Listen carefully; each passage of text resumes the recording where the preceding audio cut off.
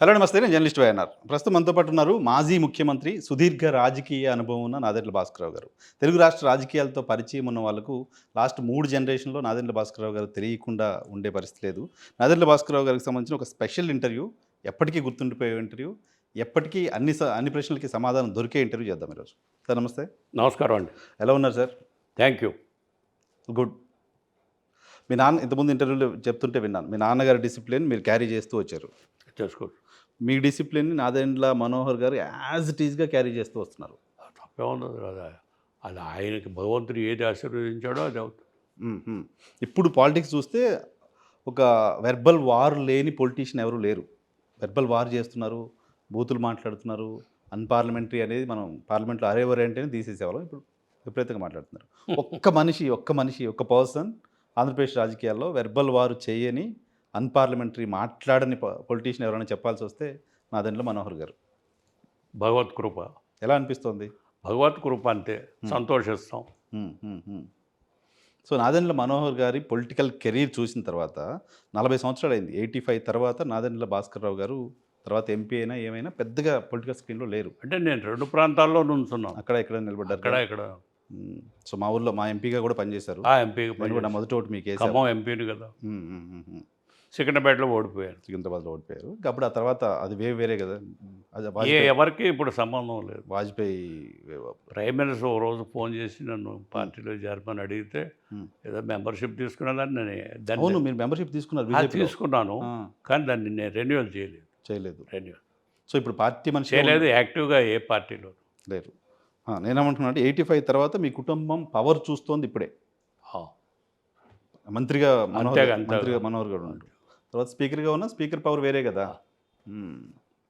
So ఇప్పుడు ఏంటి power చూస్తున్నప్పుడు, గవర్నెన్స్లో ఆయన ఉన్నప్పుడు పవర్ అనే కంటే సర్వీస్ చేయడానికి అవకాశం. నేనే రాంగ్, వర్డే రాంగ్ అసలు. అంటే మేము ఇప్పుడు ఈ పాలిటిక్స్ గమనిస్తూ పవర్ అంటున్నాం. దట్ ఈస్ సర్వీస్ చేయడానికి ఒక అవకాశం మా బిడ్డకు కూడా దొరికింది, చేస్తున్నాడు. మీ గైడెన్స్ ఏమైనా ఉందా? లేదండి. సో అతను పార్టీ పెట్టుకోవడంలో కానీ, అతను ఎన్నికలకు కానీ నేను క్యాన్వాస్ కూడా పోలేదు. తెనాలిలో ఉంటాను మేము, అయినా కూడా క్యాన్వాస్ కూడా పోలేదు. నేను తెనాలిలో 20,000తో గెలిచాను, ఆయన 50,000తో గెలిచాడు. 49,600 500 వచ్చింది. అంతమంది కూడా 2 సార్లు గెలిచారు కదా. అదే హ్యాట్రిక్ ఇప్పుడు 3వ సారి అయిపోయింది. బాగా తిరుగుతున్నాడు, ప్రజల్లో చొరబడ్డాడు, చేస్తాడు. సో ఇప్పుడు ప్రభుత్వాలు 2 రాష్ట్రాలుగా విడిపోయాయి. తెలంగాణ, ఆంధ్ర అనే భావన మీరు రాజకీయాల్లో వచ్చినప్పటి నుంచి ఉంది.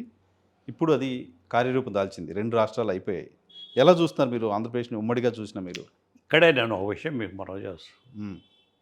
ఆ మహానుభావుడు పటేల్ గారు లేకపోతే అసలు ఈ దేశం ఏమయ్యేది, ఇట్లా ఉండేదా అనిపిస్తుంది. యూనిట్ చేశాడు. ఎందుకంటే ఇన్ని ప్రాంతాలు, ఇన్ని రాజ్యాలని ఆయన కలపగలిగాడు హోమ్ మినిస్టర్గా ఉండి. మళ్ళీ అలాంటి పరిస్థితి క్రియేట్ అవుతాయిందా అనే భావన కలుగుతుంది. దేనివల్ల? ఎందుకంటే భాషా రాష్ట్రాలు కావాలన్నప్పుడు కాంగ్రెస్ హైకమాండ్ వాళ్ళు కలకటాలో కానీ బాంబేలో కానీ చాలా అపోజ్ చేశారు పెద్దవాళ్ళంతా. లే దేశం ఒకటిగా ఉండాలా, ఇలాంటి భావాలు రాకూడదు, భాషను అది ఇచ్చి. నేను కుర్రవాడిని, సంతోషించాను. అప్పుడు కూడా సంతోషించాను. దేశం సమైక్యత దృష్టిలో పెట్టుకుని పెద్దవాడు చెప్తున్న సలహాలు. కానీ పట్టాభి సీతారామయ్య గారు లాంటి వాళ్ళు, ప్రకాశం పంతులు గారు లాంటి వాళ్ళు దిగినాక ఇది పుంజుకుని భాషా రాష్ట్రం అని చెప్పని తెలుగు భాషకి ఇవ్వటానికి పొట్టి శ్రీరాములు గారు చనిపోవడం కారకుడయ్యాడు. దాని చేత నెహ్రూ వయసు మాలాడు పార్లమెంట్ నడుస్తాయి, పోయి పార్లమెంట్లో అనౌన్స్ చేశాడు. ఓకే, అట్లా జరిగిపోయింది. అక్కడి నుంచి రాష్ట్రాల ఏర్పాటు మొదలైంది. ఇప్పుడు దేశంలో 30 రాష్ట్రాలు, 28 రాష్ట్రాలు, 29 రాష్ట్రాలు ఉన్నాయి. అట్లా ఏమిటి సాధించాం? సో భాషా ప్రయుక్త రాష్ట్రాలు ఎస్టాబ్లిష్మెంట్ ఖర్చులు పెరిగిపోవడం తప్ప ప్రజలకి కొత్తగా మనం ఏమి ఇచ్చాం నాకు అనిపిస్తుంది. సో భాషా ప్రయుక్త రాష్ట్రాల ప్రయోగం విఫలమంటారా ఈ దేశం? అదే కాదు, ఇట్లా ముక్కలు చేసుకున్న వల్ల మనకు వచ్చింది ఏం కనపట్ల, ఖర్చు తప్ప. నేను మీకు మనవి చేస్తా, అమ్మాయి కూడా వినొచ్చు. 62 ఆ ప్రాంతంలో నేను జూనియర్ ప్లేడర్. ఎక్కువగా ఢిల్లీ పోతుండేవాడిని. ఉమ్. లీడర్ పని చేయడం ఇష్టత లేదు నాకు. ఇష్టం లేదు. లేక ఉమ్. నాకు ఓ ఫ్రెండ్ ఉన్నాడు జీసీవీ సుబ్బారావు అని. ఉమ్. ఆ, ఆయన తణుకు బ్రాహ్మడు. ఉమ్. ఆయన మంచి ఫ్రెండ్ నాకు. మేమంతా సోషలిస్టం పివిజి రాజు గారి దగ్గర. ఓహో. ఆయన యూనిసెఫ్ ప్లానింగ్ ఆఫీసర్, పెద్ద ఉద్యోగం. ఓ. రావయా నిన్ను ఎక్కడ అందులో పెట్టిస్తా అన్నాడు. ఉద్యోగం పెట్టిస్తాను. ఉమ్. అంటే నేను ఢిల్లీ పోయినా. ఉమ్. ఢిల్లీ పోయి తిరుగుతుండేవాడు. ఉమ్. అప్పుడు వరల్డ్ హెల్త్ ఆర్గనైజేషన్లో ఒక పోస్ట్ వచ్చింది. ఉమ్. నన్ను ఇంటర్వ్యూ చేశారు. నాకు వస్తుందని చెప్పారు, కానీ ఎవరో ఆస్ట్రేలియా వాడికి ఇచ్చారు. ఓహో. సరే పోనీ మళ్ళీ వచ్చి లీడర్ పైన మొదలెట్టు. ఉమ్. దట్ ఈస్ ఆ వచ్చేటప్పుడు ఉమ్. 64లో నెహ్రూ గారు చచ్చిపోయాడు. ఉమ్. మేము రోజు ఆయన ఇంటి మీద నుంచే వెళ్ళాల్సి వచ్చేది మా ఫ్రెండ్ ఇంటికి. ఉహు. ఆయన చూసేవాళ్ళం గుర్రం స్వారీ చేయటం అది ఇది నెహ్రూ అవునా? గారు. అంత విజిబుల్. అంతేకాదు అసలు సంగతి విను. ఉమ్. ఆయన ఆఫీస్కి వెళ్ళేటప్పుడు సౌత్ బ్లాక్ పోతాడు కదా ఇంటి దగ్గర నుంచి, ఉమ్. అంబాసిడర్ కారు ఒక్కడే. ఒక్కడే, ఉమ్. ఓ పక్కన పిఏ ఉండేవాడు ఉంటుంది. ఉమ్.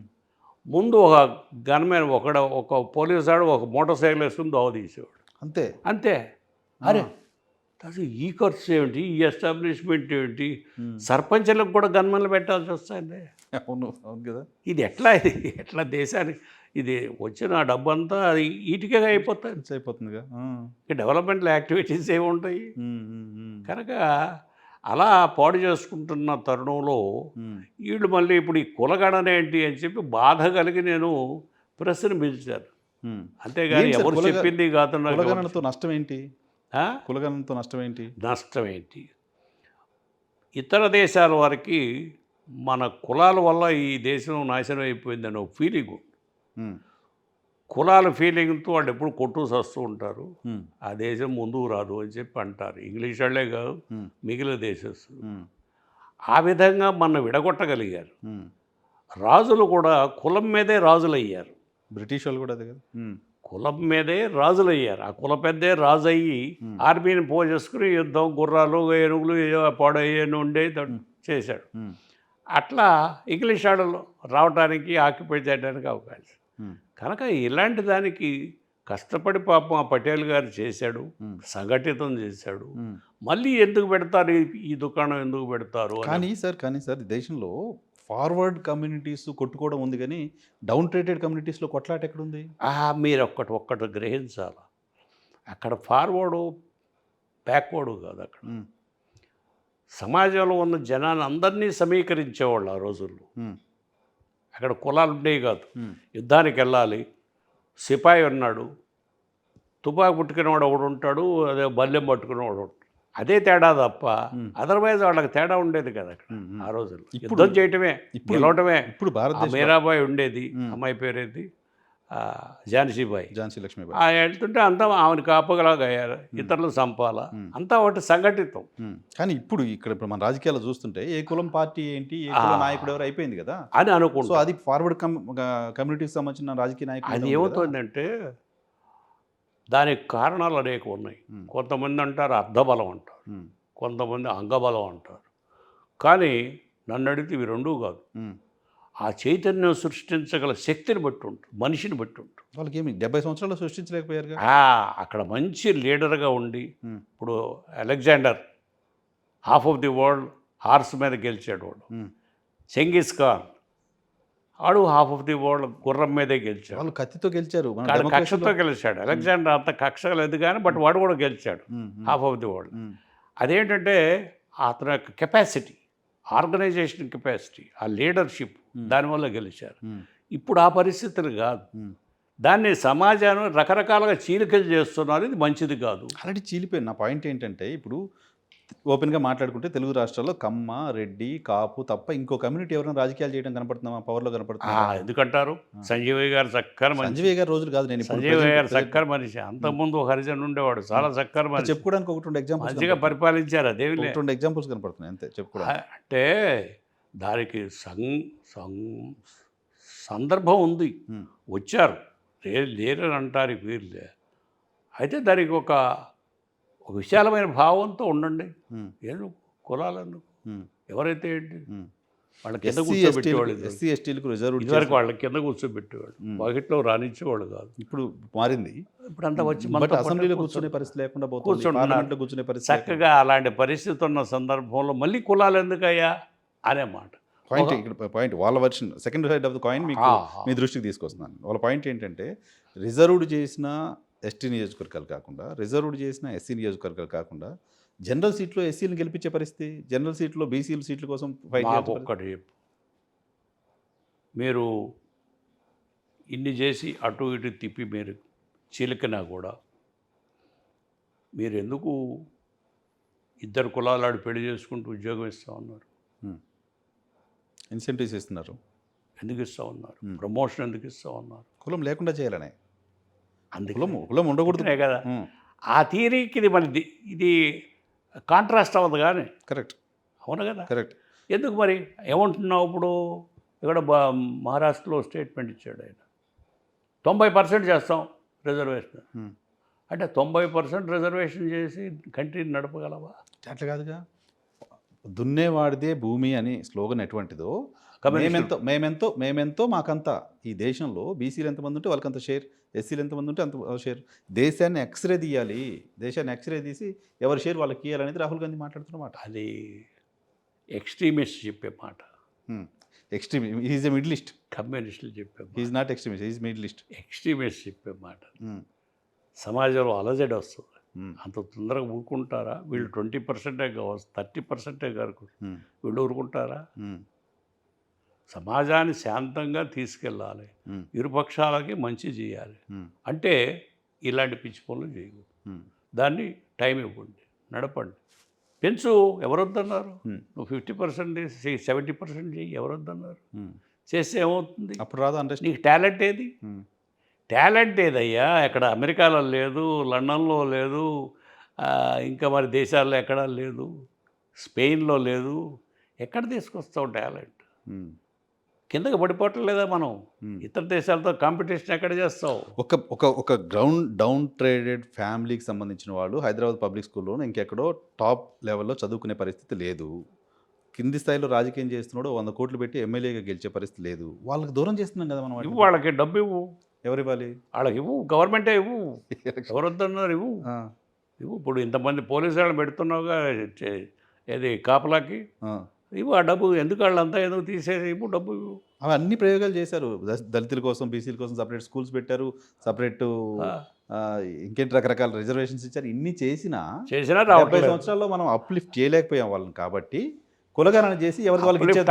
అవ్వలేకపోతున్నారా? మనం చేయలేకపోతున్నాం. వాళ్ళు అవ్వలేకపోయినా వాళ్ళని పైకి తీసుకోవాలి. మనం చేయడానికి ఇతర దేశాల్లో చేసిన దానికంటే డబుల్ చేస్తున్నాం. ఇతర దేశాల్లో చదువుతున్నా, ఇతర దేశాల్లో ఈ స్కీమ్సే లేవు. ఇన్ని schemes, social measures, social security ఉంది ఇతర దేశాల్లో. సెక్యూరిటీ ఉంది. ఇక్కడైనా పెట్టుకో, సెక్యూరిటీ పెట్టుకో. కావాలంటే ఏది ఎక్కడ దొరుకుతుంది? పెట్టుకో. వైద్యం కోసం, విద్య కోసం పడుకో. 1000 రూపీస్ ఇవ్వు. కులం ఎందుకు పెడతావు? పడుకో. వాడికి 1000 రూపీస్ ఇవ్వాలా? 2000 కాదు, 1,00,000 రూపాయలు ఇవ్వు. 1000 ఇవ్వాలన్నా, 2000 ఇవ్వాలన్నా అసలు క్రైటీరియా ఉండాలిగా. అక్కడ కులం అనేటప్పటికీ నీకేమవుతుందంటే ఎన్నాళ్ళ నుంచో పాతూ పోయింది. ఎన్ని వేల సంవత్సరాల నుంచో మనకు తెలియదు. ఈ ఉపన్యాసాలు చెప్పేవాళ్ళు, ఆధ్యాత్మిక ఉపన్యాసం చెప్పేవాళ్ళు, శ్రీకృష్ణుడు పోతూ పోతూ ఇవన్నీ పెట్టిపోయాడు అంట. ఏది? చాతుర్వర్ణ వ్యవస్థ పెట్టారు. జనాన్ని ఈ పని నువ్వు చేయి, ఆ పని అని చేయి పెట్టారు. అదే కులాలుగా మారి అని చెప్తారు వీళ్ళు ఉపన్యాసాలు. అవును, ఆధ్యాత్మిక ఉపన్యాసాలు. కానీ మనకి ఎక్కడ కనపట్లేదు, ఎక్కడ కనపట్లేదు. కనుక ఏదో ఎట్లా వచ్చినాయో తెలియదు మనకి. దాన్ని నడుస్తున్న దాన్ని ఎందుకు పాడు చేస్తాం? చక్కగా సమృద్ధిగా పంటలు పండుతున్నాయి. 35 కోట్ల భోజనానికి పెట్టలేని మనం 135 కోట్లు భోజనం పెడుతున్నాం. ఒక మెట్టు ఎక్కాం కదా. ఈ దేశంలో మొత్తం దేశాన్ని, దేశ భవిష్యత్తుని, దేశ విధానాలని, దేశ ఆహారాన్ని, ఎవ్రీథింగ్ని మారుస్తోంది 10% ఉన్న కులాలు. ఈ 10% ఉన్న కులాలు ఇప్పటికీ దేశాన్ని, అన్ని రాష్ట్రాలని పరిపాలించేస్తున్నాయి. మరి మిగతా వాళ్ళకి స్టేక్ ఎప్పుడు వస్తుంది? దట్వే నన్ను ఆ 10%లో చూడొద్దు మీరు. మిమ్మల్ని చాలా సీనియర్ పొలిటీషియన్గా అన్ని చూసిన 10%లో నన్ను చూడొద్దు. నేను ఒక చైతన్యం, నాలో వచ్చిన చైతన్యంతో మాట్లాడుతున్నా కానీ ఆ 10%లో వాడు కాదు నేను. ఐ డూ ఇంకా అగ్రీ. ఎక్కువ ఐ డూ అగ్రీ. ఆడపిల్లలకు సమాన హక్కు ఇవ్వాలని పెట్టినవాడిని. రామారావు గారు తెచ్చింది కదా. నో, రామారావుకి ఏం తెలుసు? ఆడపిల్లల సమాన హక్కు నేను పెట్టింది ప్లేడర్గా. మ్హూ, మ్హూ. 2 రూపీస్ బియ్యం పెట్టింది నేను. ఆ స్కీమ్స్ అప్పుడు మేనిఫెస్టో మీరు రాశారా? ఓకే. మేనిఫెస్టో నేను రాసింది, అతనికేం తెలుసు? మొత్తం నేను రాసిందే కదా. కనుక మీరు నాలో చైతన్యం లేక కాదు, మీకున్న భావాలు నాకు ఉన్నాయి. కానీ ఒక్కసారి చేసేటప్పుడు తల్లకిందులు. ఎక్కడో చోట మొదలు కావాలి కదా సార్. మొదలెట్టడానికి అనేక మార్గాలు ఉన్నాయి. ఎలా ఏం ఏం చేయొచ్చు? ఇవ్వు వాళ్ళకి నువ్వు పేదవాడు అనుకునే కులానికి వాళ్ళకి ఇవ్వు, హరిజనులకు తలా ఒక ₹1,00,000 ఇవ్వు, పైకి వస్తాడో చూడు. వాడిని ఏదైనా మంచి స్కూల్లో పెట్టు, ఇంగ్లీష్ స్కూల్లో పెట్టి చదివించు, తప్పలేదు. ఎవరు వద్దన్నారు? మంచి బట్టలు వాడికి నువ్వు చేయాలనుకుంటే. దానికి కులగణన ఎందుకు? తెలియాలి కదా. కులగణన అనేటప్పటికీ ఇది ఎప్పుడో ఏజెస్ బ్యాక్, ఇది పాతుకుపోయింది, గ్రామాల్లో ఉంది. నువ్వు 10 కార్లు వేసుకెళ్ళి అక్కడికి వెళ్ళి కులగణన ఊరుకుంటారా? ఎందుకు ఊరుకుంటారు? కులగణన అనేది కులభావన పోవడానికి, వాళ్ళు డెవలప్ అవడానికి తప్ప కులాన్ని ఇంకా అది విడగొట్టాలి. అడగడమే వస్తుంది, గ్రామాల్లో తెలియదు. ఆల్రెడీ కులభావం లేకుండా ఎక్కడుంది సార్? ఇప్పుడు ఎస్సీలకు రిజర్వేషన్, మనం ఏ సర్టిఫికేట్ పెట్టినా ఎస్సీనా ఎస్టీనా ఏంటి ఏబిసిడి అడుగుతున్నారు, అందుకే అడుగుతున్నారు. అందుకే నేను ఏమంటానంటే, ఈ బుక్స్లో రాయటం, కులాల ప్రకారం కేటగరైజ్ చేయటం, ఇవన్నీ తీసేయాలి. చాలా అవసరం. రిజర్వేషన్లు తీసేయాలి అన్నీ. నోను ఆ కులం అనే పేరు కాలమే తీసేయాలి. తీసేస్తే రిజర్వేషన్ ఎట్లా? బీసీ అంటే తెలియదా మనకి? కలెక్టర్ తెలియదా? వీడు బ్యాక్వర్డు, వీడి డబ్బు లేదు, వీడికి చాలా దుర్భరమైన జీవితం అనుభవిస్తున్నాడని వాడికి తెలియదా? తహసీల్దార్కి తెలియదా? కేవలం ఆర్థికపరమైన అంశం మాత్రమే కాదుగా. ఎందుకు అట్లా? నువ్వు ఎందుకు ఒక దళితుడు క్యాస్టిగేట్ హిమ్? ఒక దళితుడు, కలెక్టర్ అయిన దళితుడు కూడా, నేను కలెక్టర్ అయిన తర్వాత కూడా నేను వివక్షను ఎదుర్కొంటున్నాను మాట్లాడుతున్నాడు ఈ దేశంలో.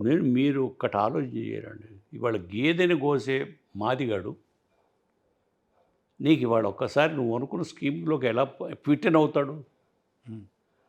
వాడికి కొంత పాలిష్ చేయాలా, తీసుకురావాలా, ఇవి కొంత డబ్బు ఇవ్వు, పెంచు, స్కూల్లో పంపించు, మంచి ఇంగ్లీష్ మీడియం స్కూల్స్ పెట్టు, కాలేజ్ గ్రామాల్లో అలా తీసుకురావాలి. నేనేమంటున్నా అదే ఫినాన్షియల్ అప్లిఫ్ట్మెంట్ ఒకటి, అది కాకుండా సోషల్ స్టిగ్మా వల్ల ఐఏఎస్ దాకా అయినా.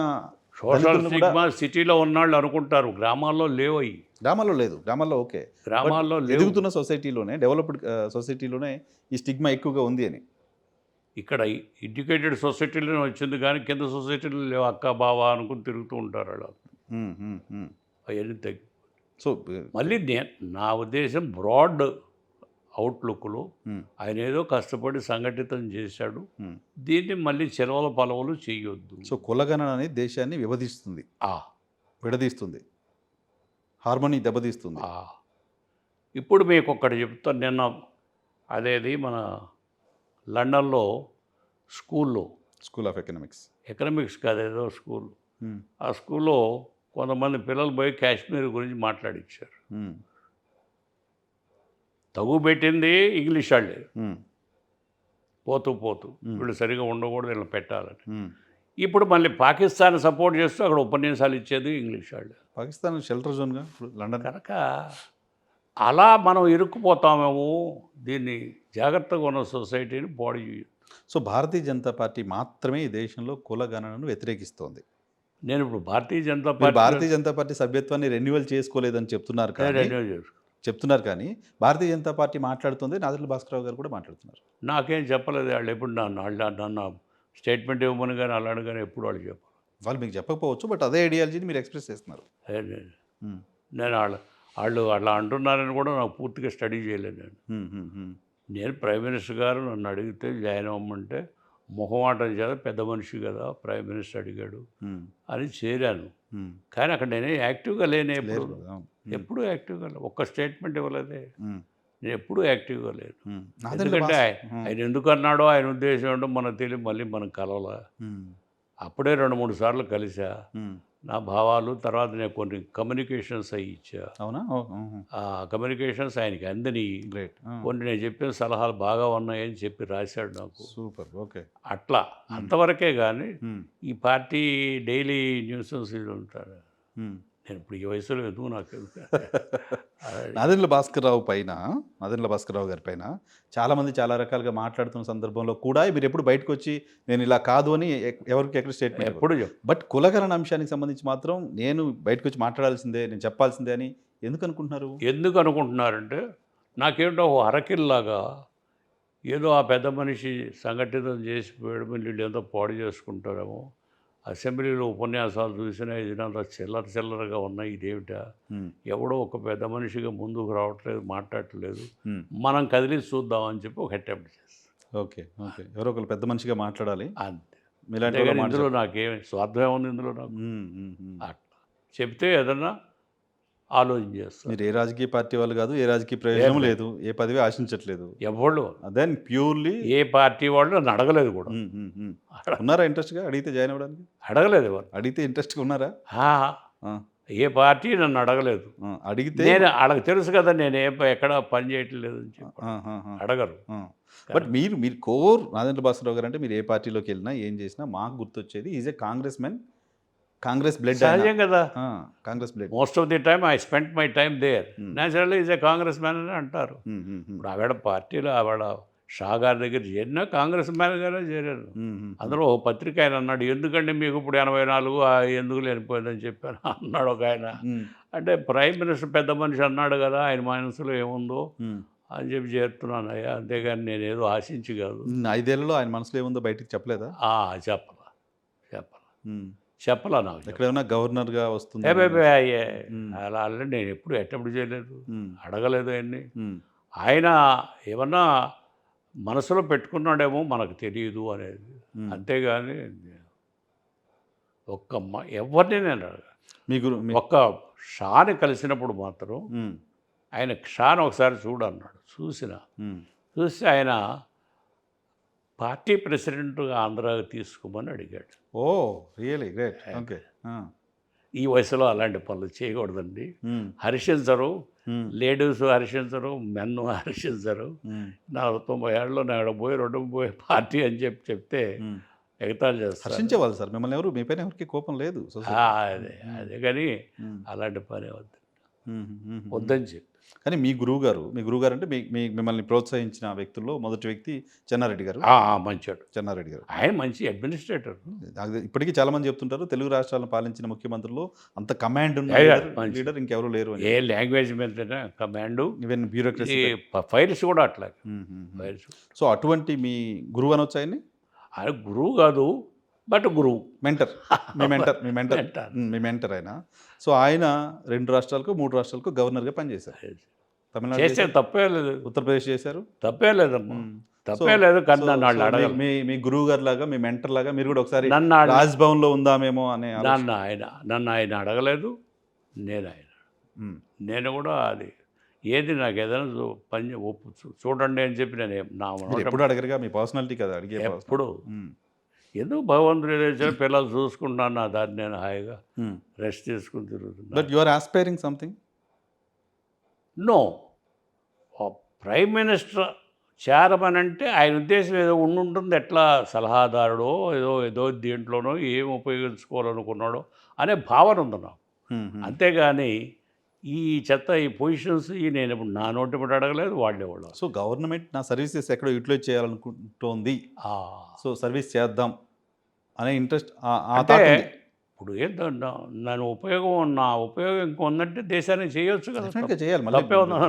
నేను తయారు చేయలేం కదా. మీ ప్రైమ్ మినిస్టర్ అందరూ పెద్ద పొజిషన్ కదా ఆయన వచ్చి ఇది చూడు నాయన అని చెప్పంటే చేస్తాం, తప్పే ఉంది. Nothing wrong. Okay.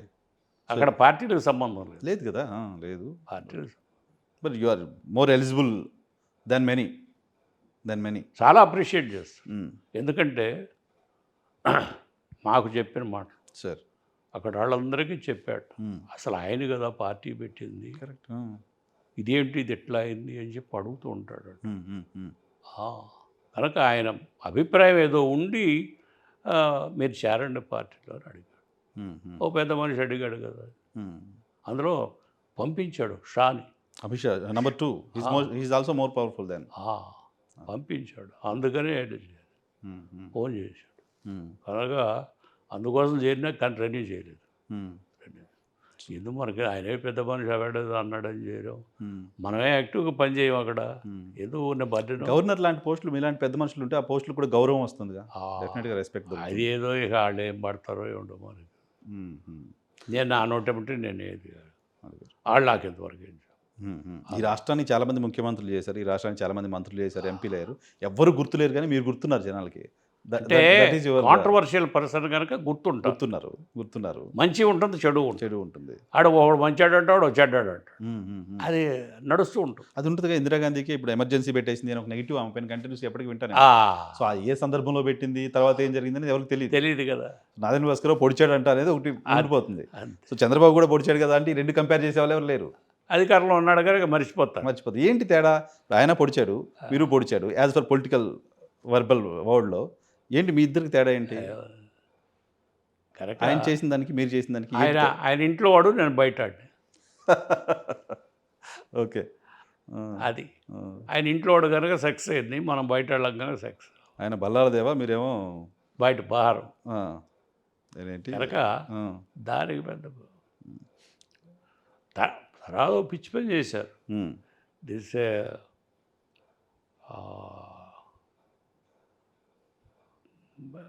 Brain child of Ramarao అని కోర్టులో ఒకటి వేశారు పిటిషన్.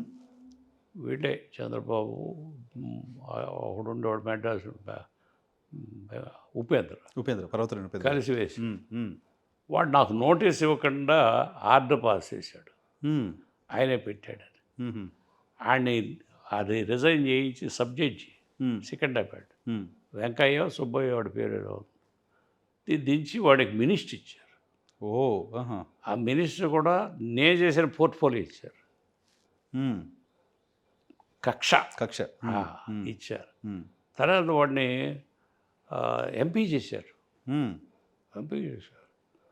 ఎంపీ చేస్తే వాడు నాకు ఎందుకు ఈ పూలు ఎందుకు, నాకు డబ్బులు కావాలి కానీ డబ్బులు లేవు అని చెప్పాను. వాడు చచ్చిపోయాడు. ఇప్పుడు నేను తప్పు చేశాను, రామారావు బ్రెయిన్ చైల్డ్ అని రాశాను జడ్జిమెంటు, అందుకని నాకు మంత్రి ఇచ్చారు అని చెప్పి ఏడ్చేడు చచ్చిపోయాడు.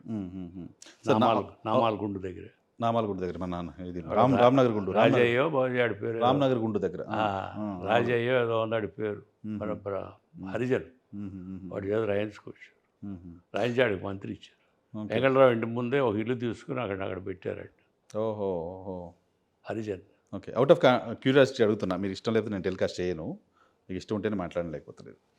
85 మీ ఎపిసోడ్ జరుగుతున్నప్పుడు ఎన్టీ రామారావు కారణమా ఆ ఎపిసోడ్కి, చంద్రబాబు నాయుడు గారి కారణమా? దేనికి? మీ ఫస్ట్ ఎన్టీ రామారావు గారి ముఖ్యమంత్రిగా దించిన ఘటనకి. I could catch the point. So మీరు ఫస్ట్ ఎన్టీ రామారావు గారు యూఎస్ వెళ్ళినప్పుడు మీరు ముఖ్యమంత్రిగా ప్రమాణ స్వీకారం చేశారు, మీకు అప్పుడు చాలా కోపంగా ఉన్నారు, మీరు ఆవేదనతో ఉన్నారు ఎన్టీ రామారావు గారి పైన, రైట్? దానికి కారణం ఎన్టీ రామారావు గారా చంద్రబాబు? ఆయన అక్కడికి వెళ్ళినప్పుడు కాదు, ఆయన తిరిగి వచ్చి నన్ను డిస్మిస్ చేసినాక. ఓకే, డిస్మిస్ చేసిన. అవునా? మాకు తెలియదు అది. అదే కదా, ఆయన అక్కడికి వెళ్ళిపోతే మీరు తెలియకుండా అందరినీ గుంజేసుకుని.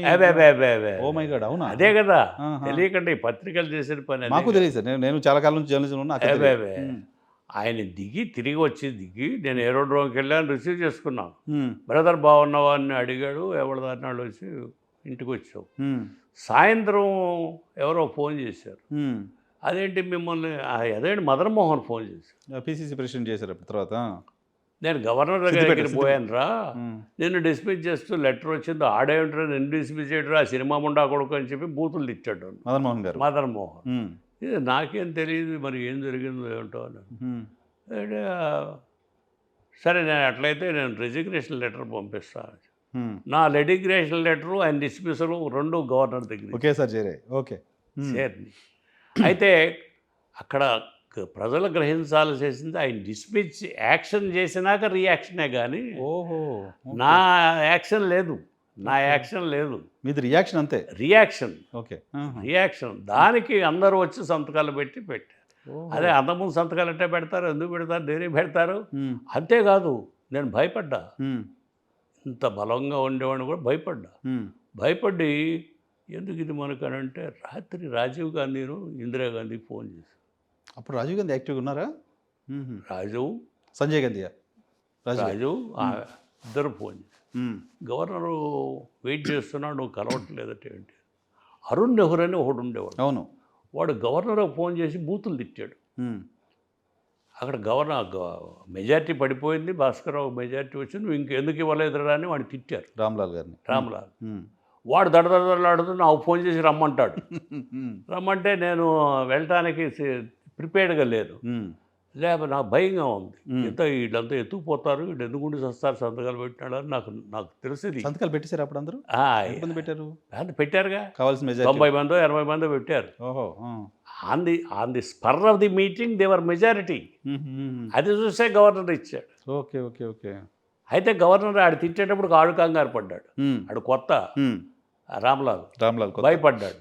నేను అసలు వెళ్ళటానికి సిద్ధపడితే ఇందిరాగాంధీను అతను రాజీవ్ గాంధీ ఫోన్ చేసి what is there, why don't you take up అని అంటే అప్పుడు ప్రొటెక్ట్ చేస్తారు కదా అని తీసుకుంటే ఏం చేశారు, ఈ కమ్మ పెద్దలు రంగా, కేఎల్ ప్రసాద్, ఆడు నాయుడమ్మ, వీడు పోయి ఆమెను పట్టుకున్నారు. ఎవరిని? ఇందిరాగాంధీ. నరసింహారావు పంపించాడు. పివి నరసింహారావు. ఆడైతే ఏంటి ఈడైతే ఏంటి, కమ్మాడే కదా చీఫ్ మినిస్టర్ అవుతాడు, కమ్మాడికి చీఫ్ మినిస్టర్ అవ్వలేదనేగా మీ కోపం మా మీద, కనుక ఆడు కమ్మాడే కదా, వాడికి ఇచ్చేసి ఈ తగులన్నీ ఎక్కడ పోతాయి అని వీళ్ళ ముగ్గురిని పంపాడు. పంపితే ఇందిరాగాంధీ వినకపోతే నో అతను తీసుకొచ్చి నీ కాళ్ళ మీద వేస్తాడు. రామారావుని తీసుకెళ్ళి ఆమె కాళ్ళ మీద వేసారు. అవునా? ఆమె కాళ్ళ మీద వేస్తే నాకేం తెలియదమ్మా, ఐ డోంట్ నో ఎనీథింగ్, అంత బ్రదరే చేశాడు, అంత బ్రదరే చూసేవాడు, నాకేం తెలియదని చెప్పాడు. ఆమె నవ్వుకొని నమ్మలా, వీడు నాకు ఎగరెస్ట్ మీటింగ్లు పెట్టాడు కదా, వీడిని ఎట్ట నమ్మాలి అని నమ్మకపోతే వీళ్ళు ఈ ముగ్గురు కలిసి మేము రాసిస్తాం బాండు, ఇచ్చేసేయండి అతనికి, అల్లర్లు పోతాయి అని చెప్పి ఈ శంకర్ దయాళ్ శర్మను సెలెక్ట్ చేసి వాడికి ఇన్స్ట్రక్షన్స్ ఇచ్చి ఓహో, నాకు తెలియదు సార్ ఇది. సో అంటే అప్పుడు మీ పైన మిమ్మల్ని డిస్మిస్ చేయాలని నిర్ణయం ఎందుకు తీసుకున్నాడు ఆయన? ఎవరో రామారావు గారు. రామారావు మిమ్మల్ని డిస్మిస్ చేయాలని ఎందుకు అనుకున్నాడు? ఈ చుట్టూ వాళ్ళు ఎవరు అంతా ఎవరని చెప్తాము, అందరూ చంద్రబాబు ఉన్నాడు, అందరూ ఉన్నారు. మీకు ఆయనకి ఏమైనా వెంకయ్య నాయుడు క్యాబినెట్లో అయ్యో లేడు, బయట ఉన్నాడు. వెంకయ్య నాయుడు, జైపాల్ రెడ్డి, వీళ్ళంతా మేమంతా ఉన్నాం, నీకెందుకు చెయ్యి. అసలు ఇది ఎందుకు, మీరు ఏమన్నా వాళ్ళకి ఏమన్నా డౌట్ వచ్చిందా? దెన్ బై ఏమీ లేదు. నేను గవర్నర్ దగ్గర పోతానని కానీ అవి కానీ అసలు గవర్నర్ దగ్గర ప్రిపేర్డ్ కదా. ఢిల్లీ అలా ఆలోచిస్తుందని వాళ్ళకి తెలిసిందేమో అప్పుడు అది కదా. అది వెన్నుపోటు పొడిచింది నాదెండ్ల భాస్కరరావు గారు కాదు, ఇందిరాగాంధీ. నెవరా అంతే, ఇందిరాగాంధీ పొడిచారు ఆయనకి. అది మీరు పత్రికల వాళ్ళు డిసైడ్ చేయాలి అంతే కదా. ఆమె డైరెక్షన్ని మీరు ఫాలో అయ్యారు తప్ప. నాకు పొడిచింది, తర్వాత మీకు పొడిచింది, మళ్ళీ నాకు పొడిచింది, మిమ్మల్ని ప్రొటెక్ట్ చేసి చెప్పి ఆ మనిషి మన ఇంటికి వచ్చింది, ఆ మాట చెప్తా ఉంది కనుక అని చెప్పి నేను బయటకు పోయి గవర్నర్ దగ్గర పోయాను. లేకపోతే గవర్నర్ దగ్గర నేను ఎందుకు పోతారు, నాకేం పని. ఎమ్మెల్యేలతో ఎత్తుకుపోయారు కదా. You are not aspiring the seat. Never aspire అయితే మీరు పార్టీ అధ్యక్షుడు ఎందుకు చేస్తారు? అది ఆలోచన చేయరే. అతను తీసేస్తే కదా నేను ఎదురు తిరిగింది, అది ఆలోచన చేయరే. సో ఇంకా మీరు ఉండగా, మీరు ఇంత మాట్లాడుతుండగా కూడా జనాలకి తెలియని విషయాలు చాలా ఉన్నాయి. దాచేశారు పత్రికలే, ముఖ్యంగా ఈనాడు కడప పత్రికలందరూ రెచ్చగొట్టారు. రిడ్జి హోటల్లో పెట్టి తాగించడం, రాయించడం, ఢిల్లీ నుంచి తెచ్చి నువ్వు రా బయటికి, ఏదో చెప్పాడు ఇంగ్లీష్లో మాట, రా బయటికి రా అని చెప్పి పత్రికలు నన్ను బెదిరించడం. అరే దే విల్ లించ్ యూ ఎవడాడో నన్ను లించ్ చేసేదని అనంతపూర్ వెళ్ళాను హెలికాప్టర్స్, పోయి సంజీవ్ రెడ్డి గారిని కలిసి వచ్చాను. వాడు మూర్ఖుడు, ఎమ్మెల్యేలు కట్టేసుకోవడం ఏంటరా, ఎమ్మెల్యేలు కట్టేసి ఎలక్షన్స్ ఏంటరా, ఇదేంటరా అని బూతులు తిట్టాడు ఆయన. నీ దగ్గరికి వస్తున్నాడుగా మాట్లాడు చూడు, నాకు అవసరంలో ముఖ్యమంత్రి ఆయనతో చెప్పా. రామారావు వాడికి వెళ్ళాడట ఎమ్మెల్యేలు తీసుకుని, ఇదేందయ్యా ఎమ్మెల్యేలు కట్టేటువంటియ్యా, ఇది ఎక్కడ కొత్త రకం, మన ఆంధ్రాలో ఎప్పుడూ లేదు అన్నాడు. అబ్బాయి నేను వదిలిపెట్టనండి, వదిలిపెడితే అంతా భాస్కర్రావు దగ్గర పోతారు అని చెప్పాడు. నాకు సంజయ్ రెడ్డి ఫోన్ చేశాడు, అరే వీడు సన్నాసి, వాడు ఎవడి మాట వినడరా, మూర్ఖుడు, నీ పని నువ్వు చేసుకో ఫోన్ చేశాడు. హెలికాప్టర్ వేసుకుని అక్కడ పోయాను. సరే ఇంత పవర్ చూశారు కదా మీరు. ఇది సోనియా ఇందిరాగాంధీ చేసిన పని ఇది. మ్మ్, మ్మ్. ఆమెకి కక్ష, ఆయన మీద కక్ష. ఆయన మీద కక్ష మీ ద్వారా తీర్చుకోవాలనుకుంది. మళ్ళీ మిమ్మల్ని వెళ్ళిపోయి పొడి చేశారు అంతే. As for you. నన్ను ఉపయోగించి బలిపరి చేశారు. సో ఆ తర్వాత రాజీవ్ గాంధీ గారు ప్రధానమంత్రి అయ్యారు కదా, మళ్ళీ మీరు కలవలేదా మీతో? నెవర్. చచ్చిపోయినప్పుడు వెళ్ళాను అంతే. నా భాస్కరరావు గారిని మనం ఇలా తీసుకొచ్చాము, ముఖ్యమంత్రిని చేసాము, మళ్ళీ ఫోన్ కూడా చేయలేదు నాకు. ఆ రిగ్రెట్ కూడా లేదా వాళ్ళకి? ఆమె చేయలే, ఆయన కొడుకు కూడా చేయలేదు. అలాగే సఫర్ అవుతూ ఉన్నాం. చనిపోయినప్పుడు బాగుండదని చెప్పి చూడటాను. బాగా దగ్గర వాళ్ళుగా మీరు. ముందు నా బొమ్మే చూపించారు వాళ్ళు, ఆ టెలివిజన్ వాళ్ళు. అది దూరదర్శన్ ఒక్కటే చూశాను అయినప్పుడు 91. జరిగిన వాస్తవాలు ఇట్ట పెట్టి యాక్షన్ రియాక్షన్ అనే మాట రాలేదే. So it is a clear reaction. Yeah, రాలేదు. సో పివి నరసింహారావు ప్రధానమంత్రి అయిపోయాడు. ఆయనకి మీకు చాలా శత్రుత్వం ఉంది కాబట్టి ఇంక మిమ్మల్ని ఆయన ఏం చేశాడంటే, చంద్రస్వామి అని ఒక ఆయన ఉండే. అవును. ఆయన ఈయన కలిసి డబ్బు ఇచ్చి అరాఫత్ ఊరేది, దాని పేరేంది, పాలస్తీనాలో డబ్బు ఇప్పించారు. ఆ డబ్బు తీసుకుని ఇక్కడ శ్రీలంక తరఫున ఫైట్ చేస్తున్నాడు ప్రభాకర్. ఆ ప్రభాకర్ డబ్బు ఇప్పించి ఆ పిల్లని రెడీ చేసి దాని చుట్టూ బాంబులు పెట్టి ఆ పిల్లని తీసుకొచ్చాడు, చంపేశారు. ఓకే ఓకే, ముందే జరిగిందా ఇది? చంపింది కూడా ఎట్లా తెలుసా, మరకతం చంద్రశేఖర్ ఇంట్లో పెట్టి మరీ చంపించారు. మరకతం చంద్రశేఖర్ ఇందిరాగాంధీ కావాలి సంచి మోసే మనిషి. చాలా పెద్ద మాట చెప్తున్నారు మీరు. కొత్త మాటే కాదు, అందరికీ తెలుసు. దొంగలు. రాజీవ్ గాంధీ హత్యకి పివి నరసింహారావు కుట్ర. రాజీవ్ గాంధీకి మరవాయా అని హిందీలో చెప్పాను, అర్థం కాదా ముండాడుకులకని. సో సోనియా గాంధీ గారికి భవిష్యత్ తర్వాత తెలిసిందే మా విషయం, అందుకోసమే పివి నరసింహారావు గారిని దూరం పెట్టుంటారా? ఎస్, మన ఏమైనా కక్షతో ఎన్జీ రంగానే వాళ్ళని పిలిపించి ప్లేన్ టికెట్లు పంపించి తీసుకెళ్ళి ఆయన దగ్గర చెప్పించాడు.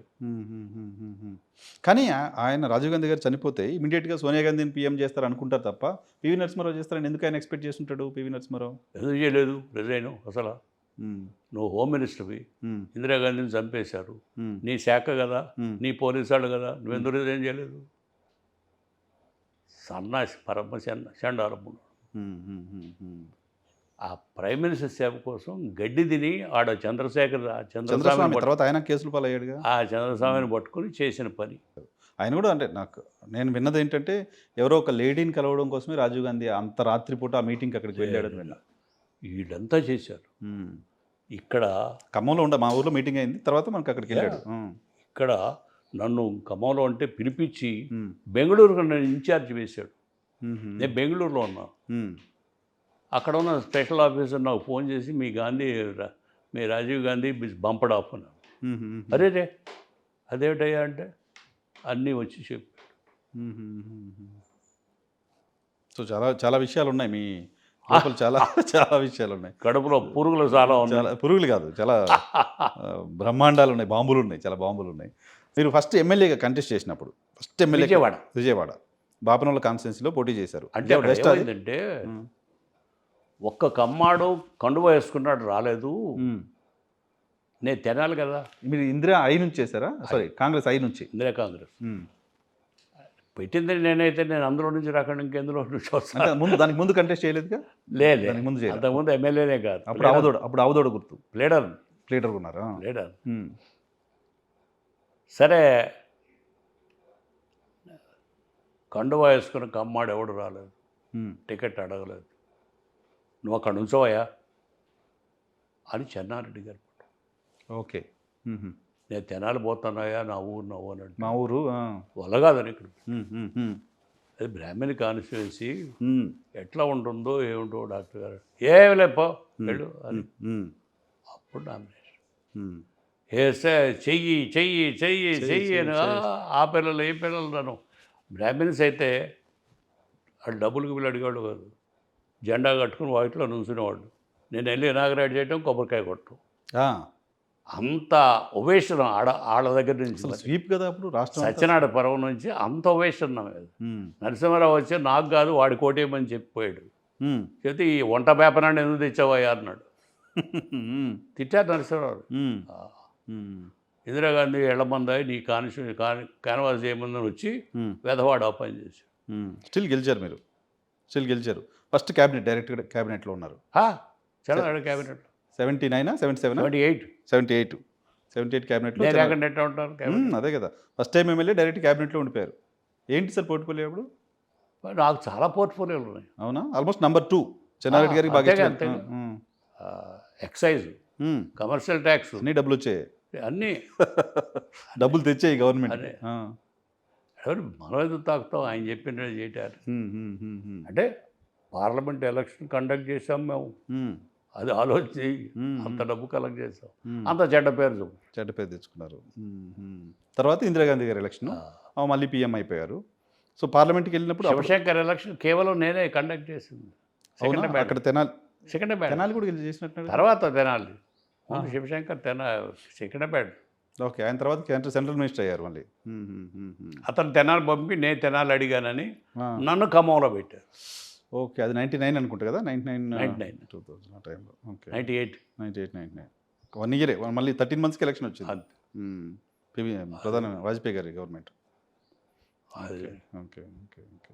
సో నేను ఆ ప్రస్తావన ఎందుకు తీసుకొచ్చానంటే, ఎంత ఖర్చు అయింది మీకు మొదటి ఎలక్షన్? కానీ ప్రజలు స్నేహితులు చేసింది, నా దగ్గర డబ్బు ఎక్కడికి, ఏం చేసి దేనికోసం? లీడర్గా ఏదో కొద్దిగా సంపాదించానే కానీ నాకు అంత డబ్బు ఎక్కడ, నాకేం గ్రామంలో నాకు ఊళ్ళో 4 ఎకరాల పొలం నాకేం నాయన గారు ఇచ్చింది, అంతేగాని అది అలాగే ఉంది. ఏం లేదు, నేను కష్టపడి చేసుకుంది. లీడర్గా సంపాదించిందంటే ఇక్కడ మెంబర్. ఎలక్షన్కి ఎంత ఖర్చు పెట్టారంటున్నా? ఎలక్షన్కి బిగినింగ్ ఎలక్షన్ చాలా తక్కువ అయింది. అంటే ఒక నంబర్ చెప్పండి. అలా ఒక 20 లక్షలు 30 లక్షలు అంత అయిందా? అంత కాదేమో సార్. లేదు, అంత అయింది. 1000 రూపాయలతో గెలిచి వచ్చారా ఎమ్మెల్యేలకు అప్పుడు ఇందిరా పేరు చెప్తే? అదే అన్నా నేను నాతోటి. నాకు 20 ఎందుకైందంటే చెన్నారెడ్డి గారు ఆ పక్క క్యాండిడేట్స్ కూడా పంచమని. అది ఓకే, మీ కాన్స్టిట్యున్సీలో ఎంత పెట్టుంటారు? ఒక 5,000 10,000 పెట్టుంటారు అంతే, ఎంతకంటే ఎక్కువ పెట్టి 10-15 వేలు. నా కాన్స్టిట్యూన్సీలో జెండాలు పిల్లలకు కాఫీలు ఓట్లకు డబ్బులు ఇవ్వటం లేదు కదా, అంతా 10,000. మీడియా డబ్బులు లేవు, ఓట్లకు డబ్బులు అంతా 10,000 20,000. ఓకే సార్, ఇప్పుడు కంఫర్ట్గా ఉన్నారా? హ్యాపీగా హెల్దీ లైఫ్ ఉన్నారు, కంఫర్ట్గా ఉన్నారు? ఉండకపోయినా ఉండాలి. జనరల్గా పెద్దవాళ్ళు ఇంట్లో భార్య లేకుండా ఉంటే తొందరగా డౌన్ అయిపోతారు అని చెప్తారు. భర్త లేకపోతే లేడీ చాలా కాలం ఉంటారు, కానీ భక్తిపరుడు నేను. కానీ మీరు మేడం పోయి 15 ఏళ్ళు 15 ఏళ్ళు అయింది. 15 ఏళ్ళ నుంచి. కానీ కోడళ్ళు ఇద్దరు డాక్టర్స్ చక్కగా సూపర్వైజ్ చేసి మా వంట అది. ఏం తింటారు సార్ రోజు? ఏం తింటారు రోజు? మార్నింగ్ డైట్ ఏంటి? Vegetarian, pure vegetarian. ఫస్ట్ నుంచి వెజిటేరియనా? వెజిటేరియన్. అసలు ఎప్పుడు నాన్ వెజ్ లేదు? ఎప్పుడో బయట పోయినప్పుడు తినిపించేవాడు, కానీ అది కూడా నాకు I hesitate, I don't like. ఏం తింటారు యూజువల్గా రోజు? మామూలు ఇదే, మామూలు కాదు, మీరు చెప్తే ఎవరైనా ఫాలో అవుతారు, చాలా మంది పనికి వస్తుంది. బెండకాయలు, బీరకాయలు, ఇవే దోసకాయ పచ్చడి, గోంగూర పచ్చడి, పప్పు, మీ గుంటూరు వాళ్ళ పచ్చళ్ళన్నీ ఇంకా పప్పు, ఇదే ఇంతే. ఎన్ని గంటలకు లేస్తారు? అప్పుడప్పుడు మామిడికాయ పచ్చడి తింటా. మామిడికాయ పచ్చడి తింటున్నారా? బాగా ఇష్టం, కారం కదా, బాగా ఇష్టపడతాను. ఎన్ని గంటలకు లేస్తారు పొద్దున? ఏంటి ఇప్పుడు అట్లా ఉన్నానా మీకు? చాలా బాగున్నారు మీరు. నాకేం అనిపించదు. నేను అద్వానీ గారు చూసా, అద్వానీ గారు ఇప్పుడు 84 85, ఆయన కూడా వెజిటేరియన్. 96 97 90s అనుకుంటా, 97 98. బట్ ఇప్పుడు కొంచెం ఆయన మెమరీ లాస్ అని చెప్తున్నారు. మంచి మనిషి ఆయన కూడా, ఫుడ్ హ్యాబిట్స్ చాలా బాగుంటాయని చెప్తారు. సో మీరు కూడా చెప్తే మా తెలుగు వాళ్ళంతా విని ఫాలో అవుతారు. భగవత్ పరుడు చెప్పాగా, ఇప్పుడు చెప్పాగా, అమ్మాయికి చెప్పలా, నాకు చెప్పలా. మీరు బీరకాయలు అన్నారా? అందరం తింటున్నాం, వాటితో పాటు ఇంకా చాలా తింటున్నాం మేము. మాంసాలు, చేపల గీపలు అలాంటివి. చేపలు కూడా తింటా? రానే మొత్తం కూరగాయలే. ఇద్దరు డాక్టర్లు అమ్మాయిలు. మనోహర్ భార్య కూడా డాక్టర్. అవునా? ఓకే, అందరూ డాక్టర్. వెనకిల్లు ఉండేది కదా ఇంతకుముందు? వెనకిల్లు ఉండేది, ఈ ముందు ఇల్లు కాకుండా వెనక్కి ఉండేది, ముందుకు తెచ్చుకున్నాం. ఇదంతా ఖాళీ ప్లేస్ ఉండేది. నాకు మనోహర్ గారు ఇక్కడ షెటిల్ ఆడుతూ కనపడుతూ ఉండేవాళ్ళు ఇంతకుముందు. ముందు అప్పుడు గుర్రం అదే ఉండేది. అవును అవును, గుర్రం స్వారీ చేసేవాడు. అది ఒకటి కారణం ఆరోగ్యానికి. ఇప్పుడు చేస్తున్నారా? లేదు. ఇప్పుడు ఏంటి వ్యాయామం ఏంటి? ఇప్పుడు మామూలు నడుస్తున్నారు. బ్రహ్మాందడి పార్క్లో వెళ్తున్నారా? పార్క్కి గంటన్నర నడుస్తుంది రోజు. ఏ టైంలో? between 4 and 6 ఈవినింగ్ డైలీ పెడతాం. 2 times భోజనమే, మధ్యాహ్నం సాయంత్రం. పొద్దున్న నడను, సాయంత్రమే వెళ్తాం. సాయంత్రం వెళ్తారు వాకింగ్కి. Morning tiffin. మార్నింగ్ ఇక్కడే ఉంటాను. టిఫిన్ ఏం తింటారు? టిఫిన్ కూడా హెవీగా తింటాను. హెవీగా తింటారు. ఉప్మా, మ్మ్. అలాగే డాక్టర్ చెప్పినయే తింటాను. మ్మ్. ఆ, ఆయన చెప్పిన ఉప్మా ఒకటి తినమన్నాడు. మ్మ్. అలాగే ఇడ్లీ. ఇడ్లీ మ్మ్. ఇడ్లీ ఎక్కువ తిన్నాం. ఎక్కువ తింటారు. తినకూడదు, ఒళ్ళు వస్తుంది. మ్మ్. అలాగే ఇంకేం చేస్తారు, దోశ. కాస్త ఈ పుట్టగొడుగులు పెడతారు. ఆహా. స్ప్రౌట్స్. పుట్టగొడుగులు పెడతారు. మ్మ్. మ్మ్. ఇంకేమైనా పండ్లు అవి పెడతారు. మ్మ్. తినేస్తారు. మధ్యాహ్నం భోజనం. అంతే. రోటి సింపుల్ భోజనం. సింపుల్ భోజనం. భోజనం. రాత్రికి అంతే. రాత్రికి 7 o'clock కల్లా భోజనం చేస్తారు. 7కి భోజనం చేస్తారు. ఓకే. పెరుగు. అమెరికాలో 6:30కే చేస్తారు. మన దగ్గర కూడా ఇంతకుముందు ఊర్లలో 7-7:30కి తినేసి పడుకునేవాళ్ళు మన కదా. ఊళ్ళో అంతే. అంతే కదా. దీపాలు పెట్టకముందే దీపాలు పెట్టకముందు చేసేసేవాళ్ళు కదా ఈవినింగ్ భోజనం. లైటింగ్ పోకముందే అది చేస్తారు. మంచిది. అది మంచిదంట. చాలా మంచిది. గుజరాత్లో ఈ రోజుకి అదే ఫాలో అవుతుంది అవునా? అందరూ. పెరుగు తింటారా సార్? అమ్మా, పెరుగు తింటారా? పెరుగు. పెరుగు చాలా తక్కువ. మజ్జిగ వాడతారు. మజ్జిగ. పెరుగు వాడకూడదండి. వాడకూడదు. కోడిగుడ్డు ఎప్పుడైనా ఇస్తే తింటా. అవునా? ఉడకేసిన కోడిగుడ్డు ఇస్తే తింటా. ఎప్పుడైనా, రోజు కాదు. ఎప్పుడు రోజు రోజు కాదు. ఓకే. ఓకే. సో వాకింగ్ చేస్తున్నారు. వాకింగ్ నాన్ వెజ్ లేదు. Daily simple food. అంతే. 7 లోపు తినేస్తున్నారు. సో అందరూ ఫాలో అవ్వచ్చు నాదెండ్ల భాస్కరరావు గారిని. Right sir. Thank you very much.